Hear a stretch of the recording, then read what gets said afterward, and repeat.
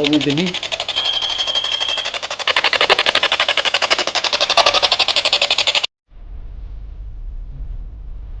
Hinay kalag din eh. Palihog, cooperate.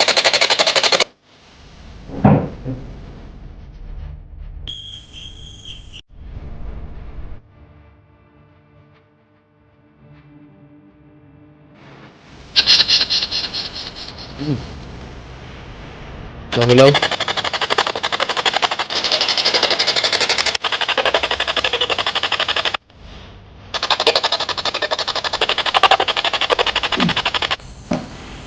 Maka. Tingnan mo kabot din eh. Dito.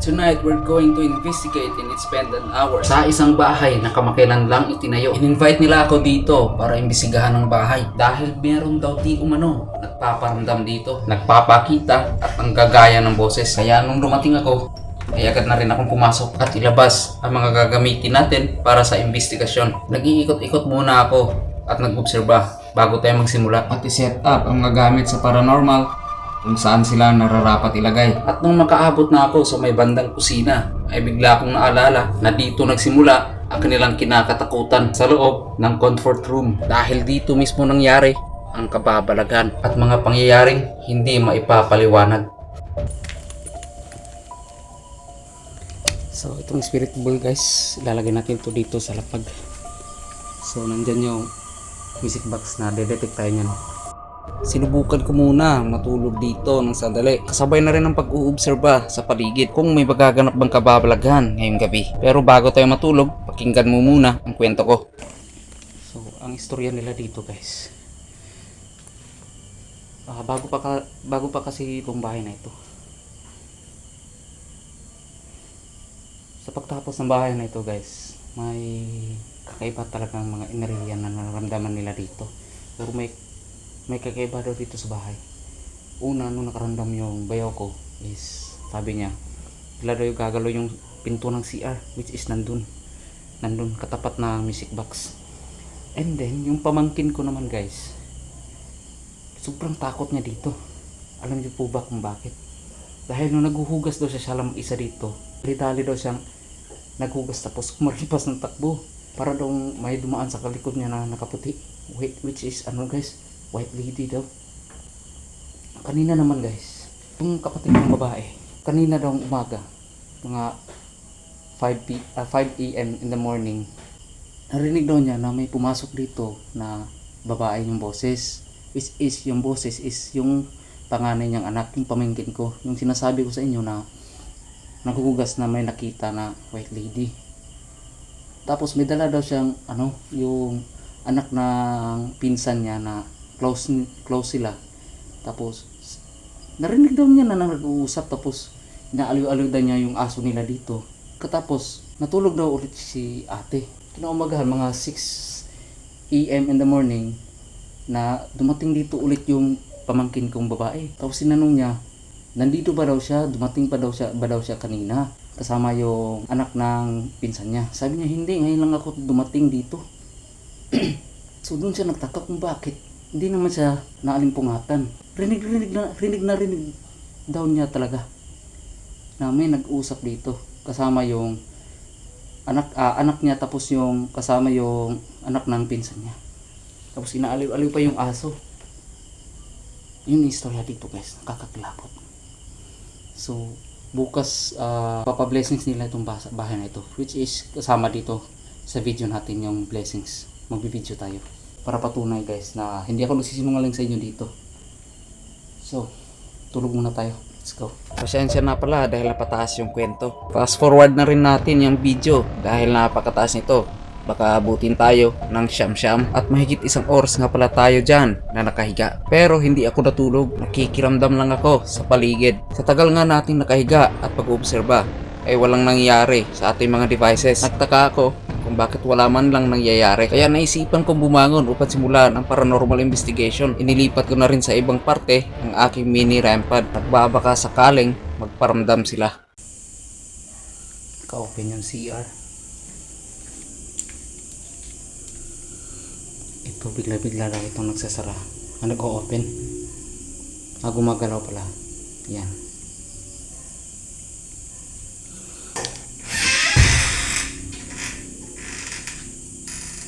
Ganyan natin yan ha.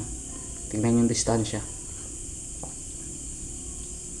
Pagkatapos ko tignan ng comfort room ay bumalik agad ako sa sala para kunin ang EMF meter device. Pero may narinig akong kakaibang boses noong pagpasok ko sa kaliwang kwarto. Nagulat ako dahil may parang bumulong malapit sa camera nung pagbuklat ko ng curtain. Ito, pakinggan ninyo. Wala masyado active. Wala masyado active. Lipat natin to. Maririnig nyo na malapit lang talaga ito sa ating camera. And now, I will consider it that belong to a paranormal. So, ngayong gabi, we will try the paranormal investigation guys gamit ang spirit box. So, wala pa tayong nakukuha ang ebidensya sa ngayon. So, yung night vision na lang yung nakasasalalay sa atin. So, nandun, nakaplay lahat yun. So, set up muna tayo sa spirit box. So, hello? Isa na adre karon.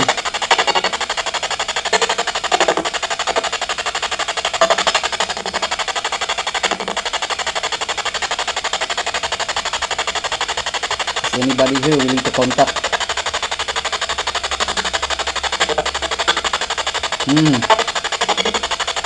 Ano pangalan ninyo? Ako dahil si Dings.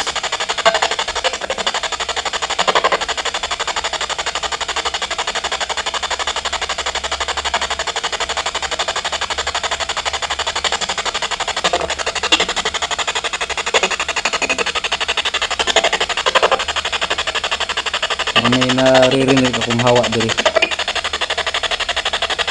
Ako dahil sa Dings. Kamo si pangalan ninyo? Sino diri sa balay karon?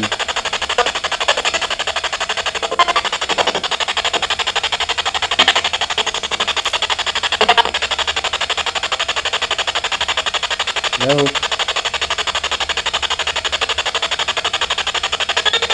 Pila mo kabuk na din ni karon?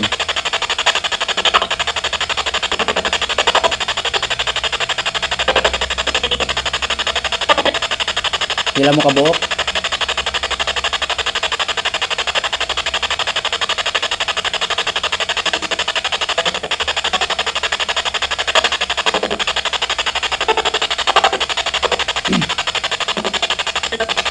Paminawon lang kamo ha. Paminawon lang kamo. Naabay babae dire. Naabay babae.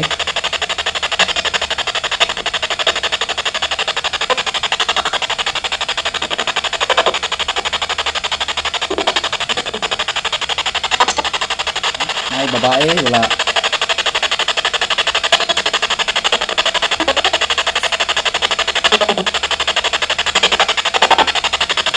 Isang klase man mo. Isang klase mo mga kanto no.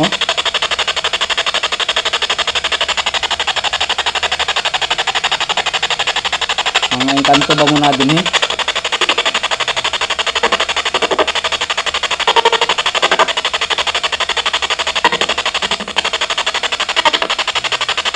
Nabay naglatagaw diri nga kalag. Pag-unsa man mo din eh.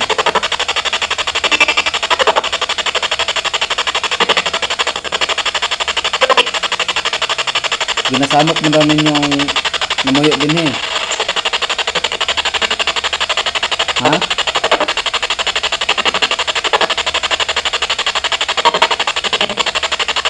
Hawa diri. Nanong pawaan mo ko nimo? Amuha man ning balay.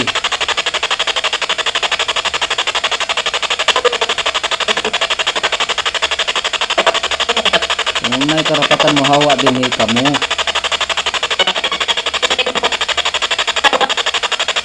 Hawa daw. Kung dili mo manghawa diri, ayaw lang sila hilabti.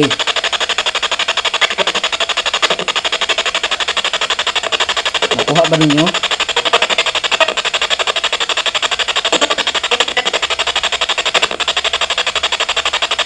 Basing nangatik lang mo sa kuha.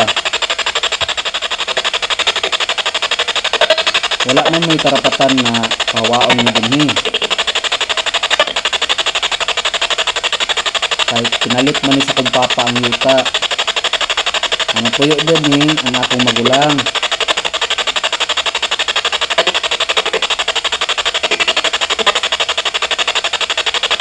So, ang dapat na nawawa din eh is kamo.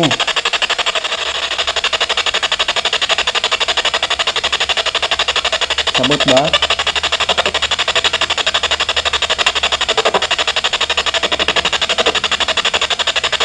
Hindi silang takutin dito.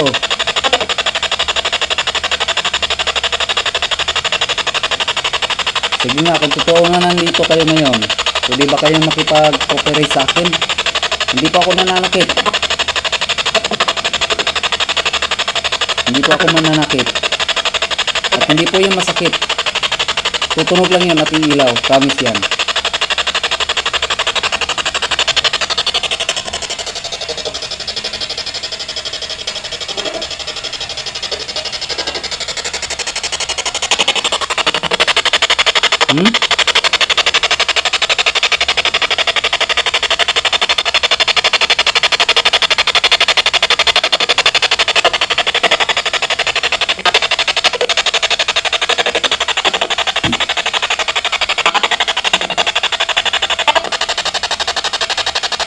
Did you say help?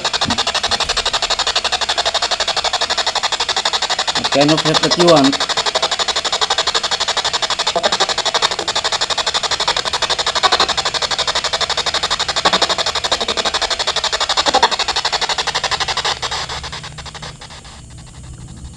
Amigo, na ako'y pangutana ninyo. Kung tinuod nga na mo dinhi karon, pwede ba ko ninyo tabangan? Para patunay nga na mo dinhi karon. Pwede ba ninyo duulo na akong mga device? But ayog kabalaka kahit ako ara na siyang gibutang tinha para ma-detect mo. So promise na ko na sa inyo ha, dili mo masakitan ana.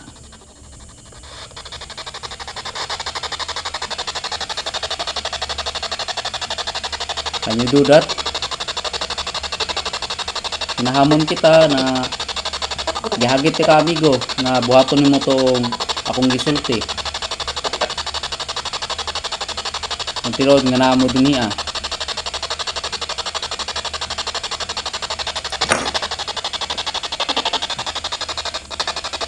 Kaya ba?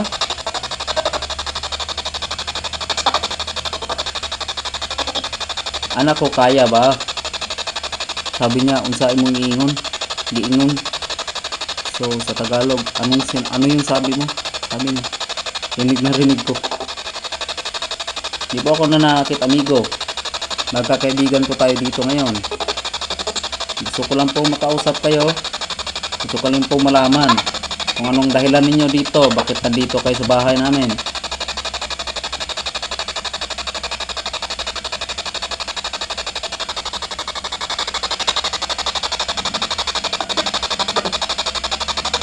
What's the reason why are you here? What's the reason why are you staying here in our house?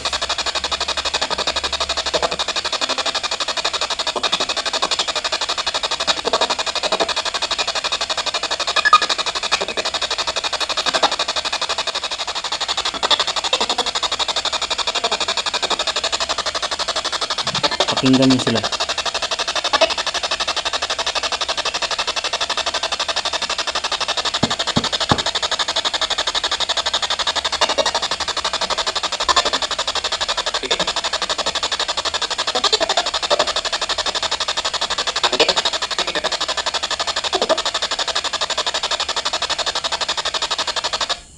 Tinigil ko muna ang pag-iimbestiga saglit dahil masyadong nakakabingi ang speaker ng spirit box. Humingi na rin ako ng pabor sa kanila na huwag gumamit ng kapangyarihan at mahika laban sa akin dahil bigla na lang nag-iba ang temperatura ng paligid. Para bang may nabuong enerhiya sa loob. Nung bumalik na sana ako sa paranormal communication, bigla na lang naglolo ko ang spirit box. Para ba nawalan ito ng supply ng kuryente. Kaya mag-switch muna tayo sa spirit box 2 para ituloy ang spirit box session. Bago tayo tumuloy sa second session, pakinggan nyo muna ang nakuha ng video na ito. Reglado ba? Maghihintay ako. Use your energy. More power. More power. Pwede nyong higupin yung mga bang device dyan, batteries. Huwag nyo lang ubusin. Kahit isang beses lang. Hindi nga ako nagkamali sa temperatura ng paligid. Napakalakas na enerhiya na nasa loob ng bahay. Kaya pati spirit box natin ay nadamay.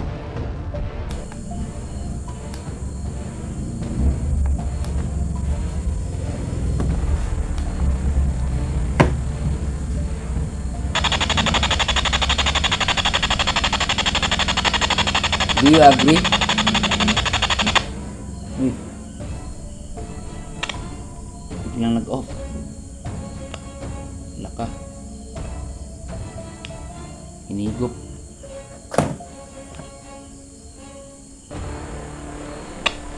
Nako.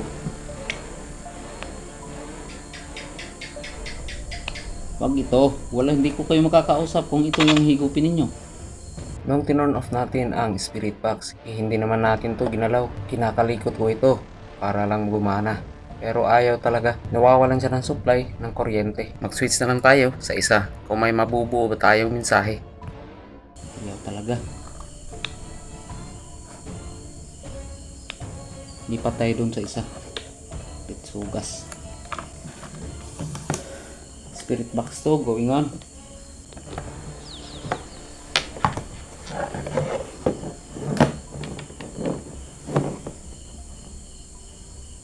Hello? My name is Dings. And who are you? Why are you here? Medyo mahina guys. I am Dings. Who are you and why are you here? What you said? What did you say? Bye? Did you say goodbye? Yeah. Did you say goodbye? Anong klase po kayo? Kayo po ba engkanto?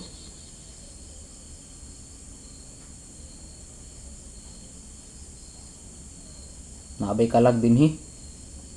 May kaluluwa ba dito na namamalagi? Uy. May kaluluwa ba dito na namamalagi?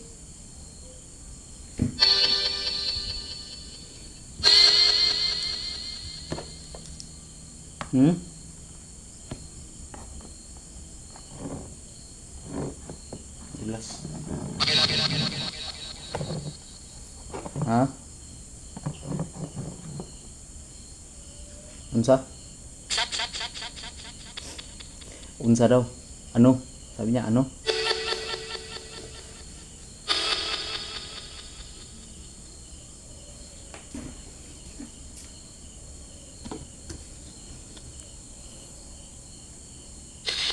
Bakit wala pa nagpaparamdam sa ngayon?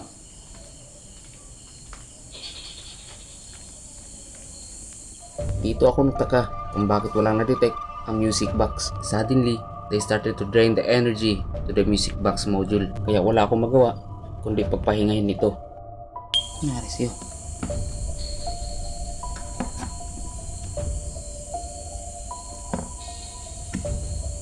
Ako, hinigop.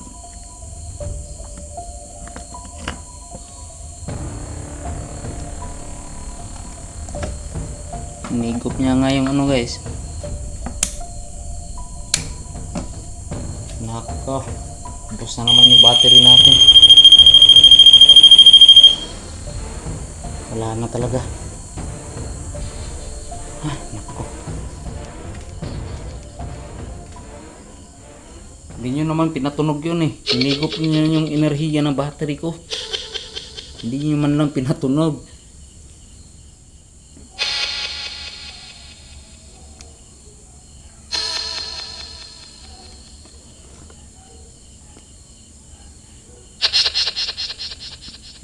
Bakit ka tumatawa?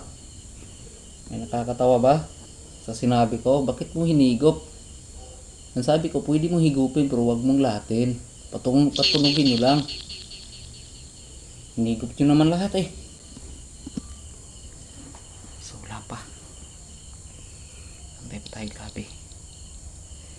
Hindi active ngayon. Goodbye daw.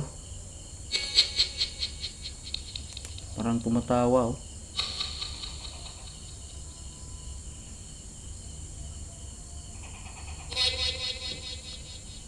Why?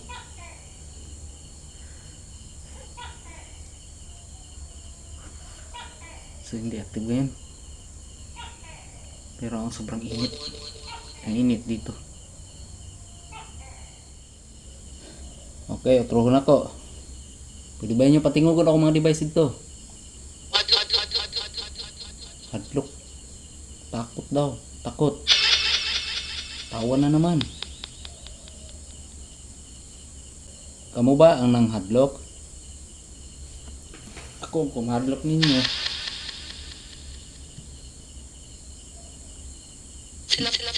Sila. Babae yung boses kaya sabi niya sila. Sinong sila? Kinsa mo na sila? Kinsay pangalan? Pila day mo kabuk din higit?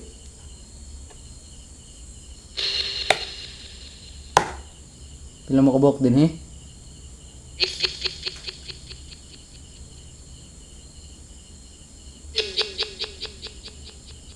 Pila?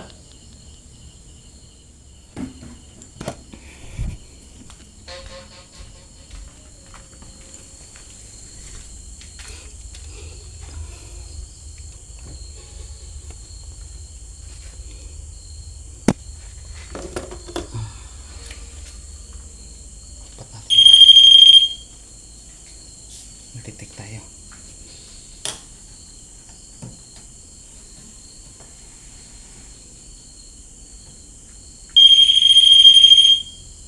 Natitik tayo niyan. What did you say?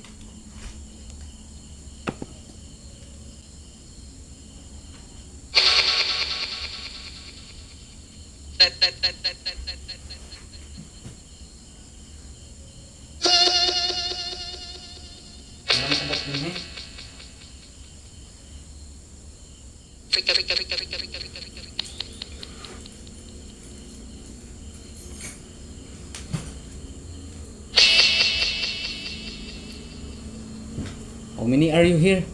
Sa kalagitnaan ng investigasyon, nagulat ako dahil may narinig akong tunog, nakaparehas na tunog ng pintuan ng CR. Ayaw ko sana yung pansinin, pero napaisip ako wala palang hangin sa labas noong time na yan.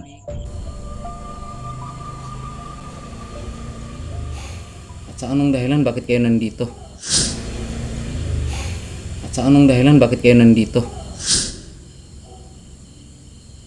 Maybe kayo na una dito sa lugar, pero binili na ang lupa na ito eh. Siguro ganito na lang gawin ninyo. Tumabi po kayo, padaklin mo kung mangagi sila or palayo mo. Ano lang, kung di mo ganahan, palayo mo. Usa mong balik. Ha? Amigo? Mas may man makasinabtan ita. Mas maganda yung nakakaintindihan tayo dito. At may rules. Ang condition ko sa inyo dito, tumabi kayo kapag dumadaan sila. Huwag nyo silang takutin. Huwag nyo silang gambalain dito. And also, wag na kayo magpaparamdam. Sa kahit sa anong paraan na pagpaparamdam. Please, hintuin nyo na yan. Kasi talagang hindi ko kayo titigilan dito.